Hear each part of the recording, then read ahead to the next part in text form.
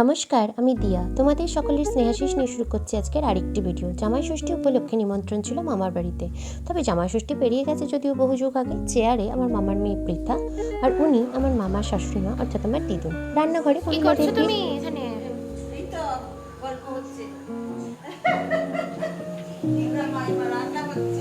কি ভেতরটা গরম। হ্যাঁ, ওই চলছে।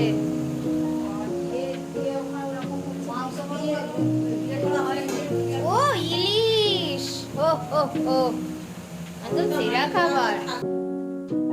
আমি না ইলিশ মাছ খেতে ভীষণ ভালোবাসি, মানে ভীষণ।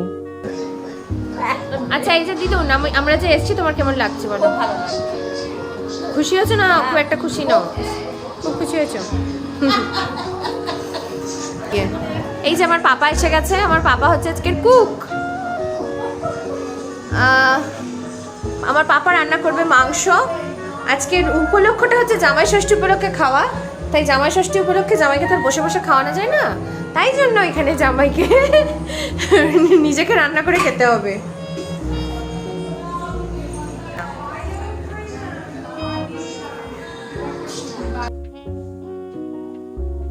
আমি না মাংস খাই না, তাই মাইমা একটা কাতলা কালিয়া সকালের তুলে রেখে দিয়েছিল, সেটা গরম হচ্ছে। আর এদিকে মাংসের জন্য কাটা বাটা অলমোস্ট রেডি, আর মাংসও ম্যারিনেট করানো হয়ে গেছে।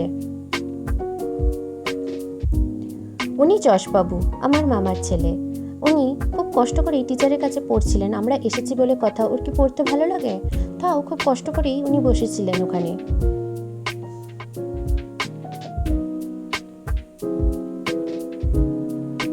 যশবাবু কিন্তু ভীষণ ভালো ছেলে, একটুও বদমাইশি করে না জানো। এদিকে আমাদের জমিয়ে গল্প আড্ডা চলছে, ওদিকে পাপা নিজের রান্না নিয়ে ব্যস্ত, আর আমিও যশের লেগ ফুল করে যাচ্ছি। এখন পড়ার পরীক্ষা, তো বিরাট মজা। চল একদিন আমাদের বাড়ি।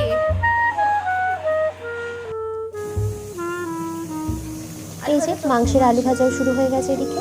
আর জানো তো, আমার মামার বাড়ির পাড়ায় না একটা আদিবাসীদের বিয়ে বাড়ি হচ্ছে। চলো তোমাদের সেখানে নিয়ে যাই আর দেখাই কি সুন্দর মাদল বাজছে।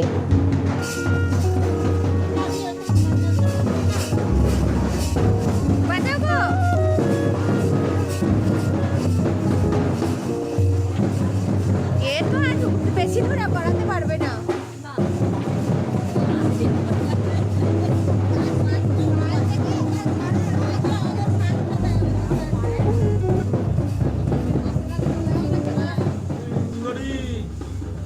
কি সুন্দর সব সাজুগুজু করেছে দেখছো।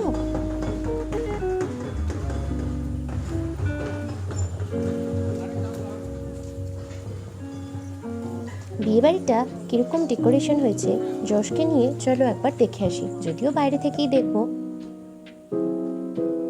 ও মা, পুরো রাস্তাটা কি সুন্দর লাইটের মেলা বসেছে দেখছো, কি সুন্দর লাগছে তাই না? আজ জানো তো ওদের মেয়ে প্রথম শ্বশুর বাড়ি যাচ্ছে, আজ বিদায়, তারই তোড়জোড় চলছে। চলো ওদিকে মাংস কষানো রেডি, যশ এবার সেটা খাবে।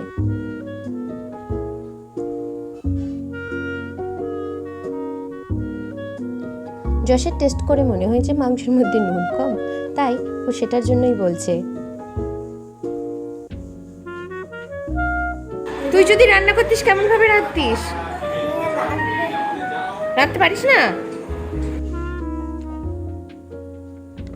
আর আমি জানো তো সমানই চেষ্টা করে যাচ্ছি, ওই যে ফুড ব্লগাররা যেরকম করে ভিডিও করে না, খুব মানে খাবারটা খায়, সেটা মুখে পড়ে, সেটা সুন্দর একটা এক্সপ্রেশন দেয়, ওরকম ওর জন্য করতে।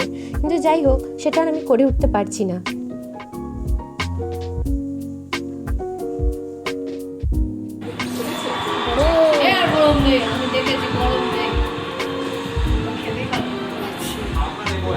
কেমন খাচ্ছিস বল এবার?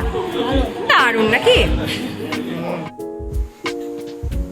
এবার ফাইনাল টেস্টের পালা, অর্থাৎ ঝোল হওয়া থেকে সবকিছু সব সময় চাই, তাই তো?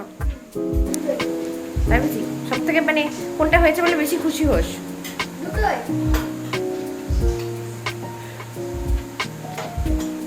আলুটা একটু কম হয়েছে, সেই কুকটা হয়ে গেলে আলু নিয়ে নিন যশবাবু, নিয়ে নিন।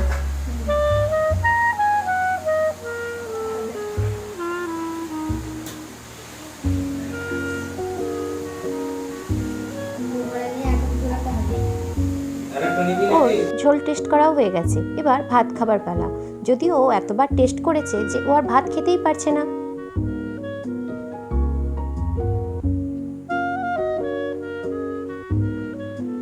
ওদিকে আমার মামুনি আর মামা বসে বসে গল্প করছে। আমি হ্যাঁ আরে আমি হেভি লাগছে, আনন্দ লাগছে। দেখ বাড়িতে লোক কুটুম থাকলে সে তো ভালোই লাগে। একদম একঘেয়েমি ভাব ইয়েস। চলো এবার খেতে বসার পালা। জামাইয়ের তো খাওয়া হয়ে গেছে, সেটার আর ভিডিও করা হয়নি। এবার আমিও বসে পড়েছি এক থালা ভাত নিয়ে, সাথে নিয়ে নিয়েছি একটু পোস্ত। পোস্ত মাখিয়ে ভাতটা খাই। পাতে পড়ে গেল ইলিশ সুন্দরী। দেখতেও যেমনি সুন্দর, খেতেও কিন্তু সেরকমই টেস্ট হয়েছিল। ভাতের সঙ্গে ইলিশ মাছটা খেতে আহা, এ স্বাদের ভাগ হবে না সত্যি।